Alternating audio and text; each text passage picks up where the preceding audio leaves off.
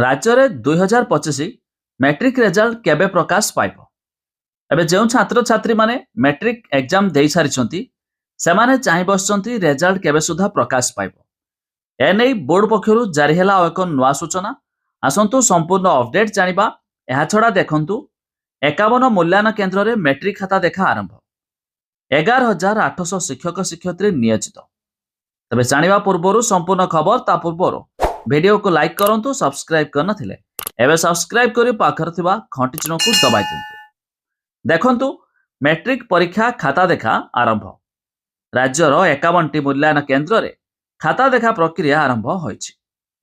तबे 11,800 शिक्षक शिक्षयित्री नियोजित होइछन्ति। प्रति मूल्यांकन केन्द्र में 10 जन लेखाए मूल्यांकनकारी को रिजर्व रे रखा जाइछि। सूचना अनुसार चलित वर्ष मैट्रिक परीक्षा पई 5,22,336 जन परीक्षार्थी फॉर्म फिलअप करथिले। तेबे 3,133 टी परीक्षा केन्द्र में मैट्रिक परीक्षा होइथिला। गत मास 21 तारिख रु परीक्षा आरंभ होइथिला, जहाँ चलित मास 6 तारिख रे शेष होइछि। तेबे बोर्ड रो पूर्व निष्पत्ति मुताबक आज मूल्यांकन काम आरंभ होइछि, जहाँ त्रुटि शून्य भावे करबा लागि समस्त बंदोबस्त करा जाइछि। तेबे विज्ञान परीक्षा बेले सी सेट सब्जेक्ट रे 4 नंबर मिस प्रिंट रहिथिला, जहाँ उपरे ग्रेस मार्क मिलिबो कि नहीं ता नहीं एजाय मध्य स्थिर होइनि।